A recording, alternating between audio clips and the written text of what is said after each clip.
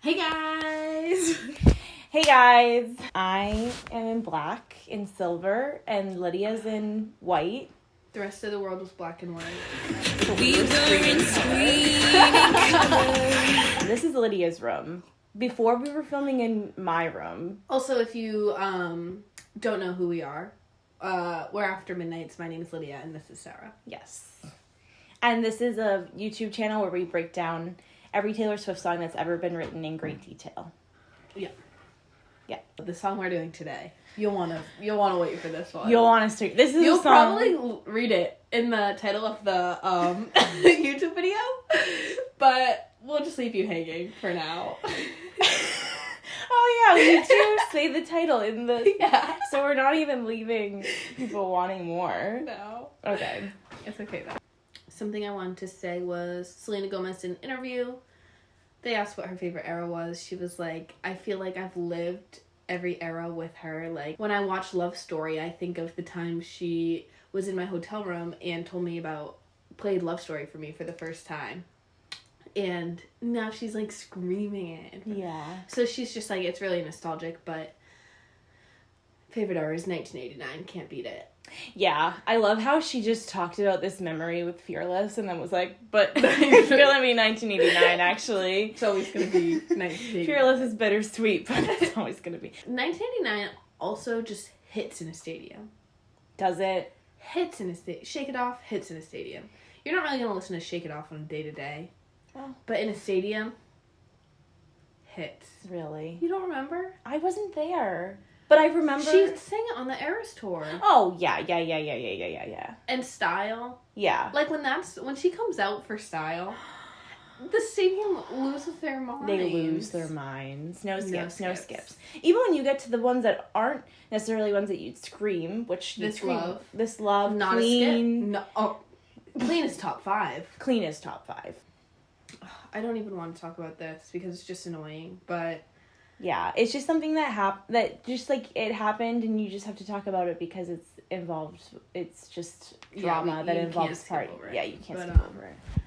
Olivia Rodrigo had an interview. They asked her if Vampire was about Taylor Swift. First of all, as an interviewer, don't do that.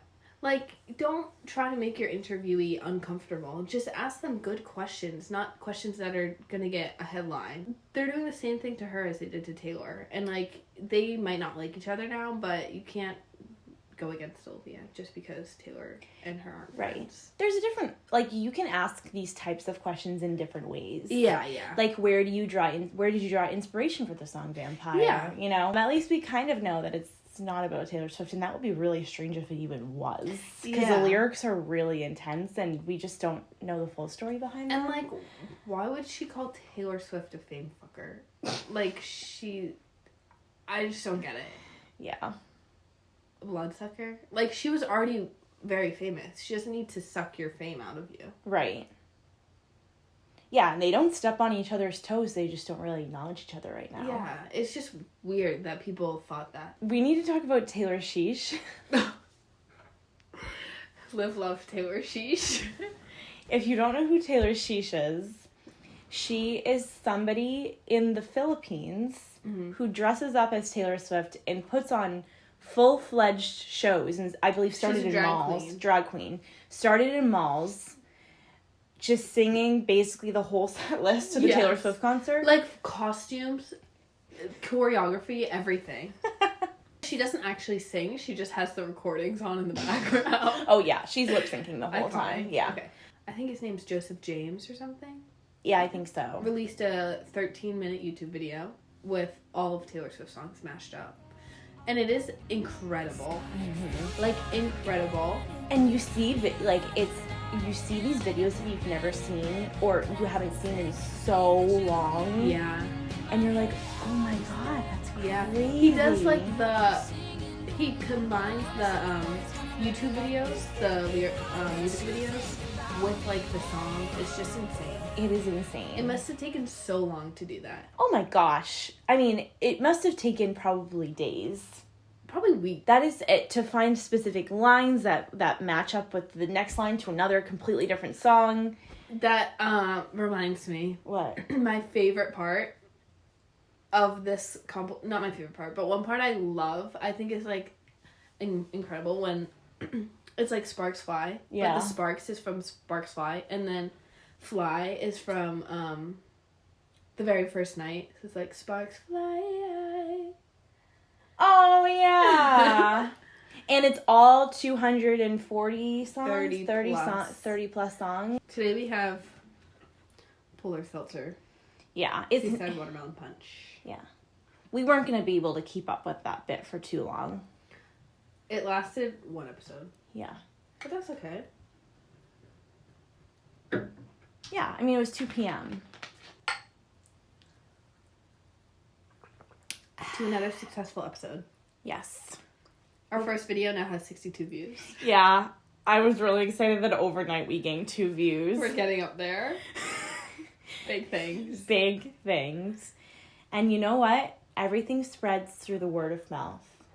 No, everything spreads through TikTok. Should we just get into the song? Yeah. Have we said the song? No. But everybody knows what the song is.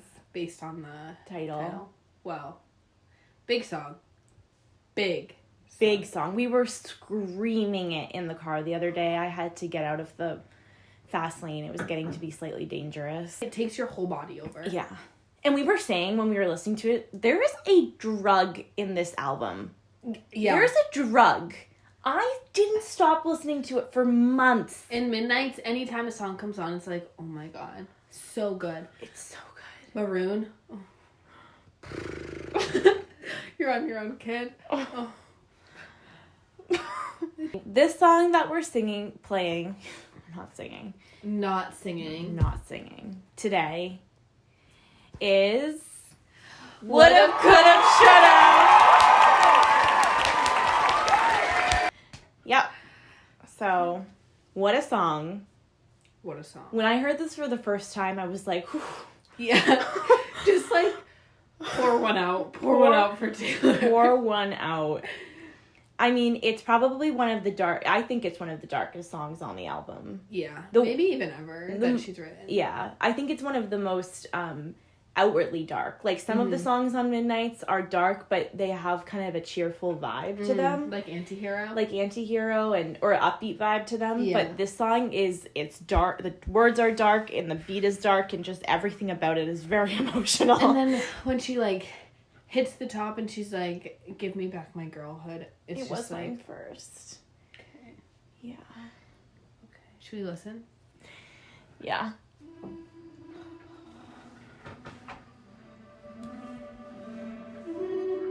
Is this really a video? Yeah. This one just starts like this. If you would have blinked, then You know instantly. looked away at the first glance. If you tasted poison. Oh, wait. If I was some paint, did it splatter? So We just have to go back to Dear John. We gotta bring it back. So this song is pretty clearly about John Mayer. Mm-hmm. And there's been several songs written about John Mayer, but the one a lot of people know about is Dear John from the Speak Now album. And in that song, she says something about paint. She says, hold on, I need to look up the lyrics. Paint your blue sky, you go back and... You paint me a blue sky, then go back and turn it to rain. Yes. And this is saying, if I was some paint, did it splatter? Like, it's just messier. Yeah. It was just a mess from the start. And then it says, on a promising grown man. Like, you are a full-grown man. Yeah. Promising grown man. Like, 32 years old. like, also, people say promising about, like, a up-and-coming kid. Like, you're a promising kid. Yeah. Promising 19-year-old. You don't say promising grown man. I feel like it's just making him, like... It's like, what's the literary term when it's, like, two opposite words next to each other? Oh, juxtaposition. It's a juxtaposition. Mr. White, if you're watching. Honestly, we could break down every single line in this song, but we're not going to do that because this video would be hours. Yeah. And if I was a child, did it matter? Sorry. Don't mean to pause it right after saying that. But she also juxtaposes promising grown man. The immediate line after was, and if I was a child. Just really creating that, like, he was so much older than she was. Yeah. You got to wash your hands. All I used to do was pray. Pray. Sorry. All I used to do was pray at religious reference. At 19, I mean, everybody know when everybody heard that line for the first time, they were like, Yeah. do you remember listening to that for the first time? Yes. Like, I just remember, like, my face went pale.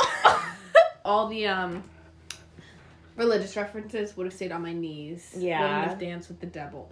yeah. It's like every line. God's honest truth is God's in the honest pain. truth. Memories feel like weapons. It's just so heartbreaking because it's like I'm now grown. I'm like 15 years after this. Yeah. And I still am being haunted by this. I know. It's like I'm making decisions in my relationship now Yeah. because of what you did to me and the trauma that you left me with. Mm-hmm. The God's honest truth is that the pain was heaven. That's like one of the most, that hurts. You know that she, like, lived for the thrill of it, but knew that it was hurting her deeply, and it would leave a lasting impact on her Yeah. life. Like, it's just... Like the highs were really high, but the lows were really low. yeah. And she's like chasing that high. Yeah. So she does things. She thrashes out to reach that high, but it's just... Yeah. But Lord, you made me feel important. And then you tried to erase us all. That is manipulation. Mm-hmm. Boosting someone up and then being like, yeah. And she's like so... She was probably so like... influenced by him at that point because she looked up to him and he's like so much older, and so whatever he said went with her. This relationship happened at a time when she was really trying to prove herself as a songwriter, and people took her seriously, like her fans did, but the rest of the people outside of that fan piece really didn't. Yeah. And they were like, do you really write your own songs? And like, how many Yeah. boyfriends have you been through? And I You're think just a little girl. yeah. And she was writing Speak Now, and she was writing them all by herself, and he was probably hyping her up, and then was like, Memories feel like weapons. Now that I know, I wish you memories feel like weapons. We never talked about that line. I feel like we need a break before we get into that part. Yeah, okay. We need to breathe. Too much. If clarity's in death, then what won't this die? Give me back my girl, that it was mine. Sorry. I need a break. The line that everybody freaked out about was Give me back my girl. give me back my girlhood. It was mine first. Which is so sad because she was literally like 19 and her girlhood was like, that was the end. I read a review recently about this song specifically. I forget who wrote it or what article or what publication it was, but they were like, Dear John is a lullaby compared to this. This is a messy, like, diary entry written like in the middle of the night, of course, because Which is exactly what it needs to be. yeah, where she's just like, I just hate myself for doing this and for letting this happen. When she was also like, clarity's in death, but this isn't dying. Yeah. Why, it's still not clear to me. Right. And I think you had mentioned something a while back about like, now she regrets it because it affects her current relationships. And she probably like lived for the thrill of this relationship, the really big highs and the really low lows. And it kind of distorts what a real relationship should be like. So when things are calm and okay and just the same throughout the course of a relationship, that probably messed her up because she's like, oh my God, I don't feel any This isn't pain. I don't right. feel any Yeah. hurt. I don't feel exhilarated.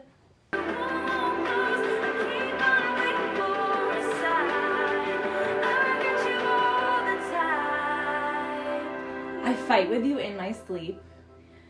That's like when you're really mad at somebody and you're like, you think of all the things you should have said after the fact, and you're like, oh, that would have been a great comeback, or I should have said this. This definitely fits in the Midnight's album, that's for sure. Definitely. This was actually a 3 a.m. track, which this is giving 3 a.m. vibes. Like, you're up, you cannot sleep. Yeah. Because midnight, like, good things still happen at midnight.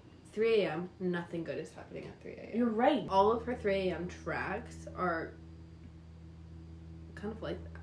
She gives a lot of away in this song. Like, I've never heard her say, I regret something. And the fact that she also says, like, at 19, and you were like, it's so clearly about one person. Yeah. Which is, like, kind of rare for her to do, but I think it just shows that it's truly, like, straight from her mind at midnight, or 3 a.m. Yeah. Which other songs has she written about John Mayer? Dear John. Story of Us. Story of Us. Let's go through Speak Now. I kind of get John Mayer vibes from Foolish One. Superman's about John Mayer. Oh. Like, early on. Ours is about John Mayer. What did she say before she sang Would've, Could've, Should've in Nashville? Yeah, well, it was like the first big rain show where they had to wait like hours. And she was like, people have been requesting this one, like they keep asking, so we're just gonna do it tonight because you guys deserve a good one. And I'm gonna bring Aaron Dessner up. I told him that he's gonna have to stand in the rain, and he said he's fine with that. And then they just sang, and like they were smiling so much, like they knew what they were doing. Oh. So anyway, that was Would've, Could've, Should've. Pour one out for Would've, Could've, Should've.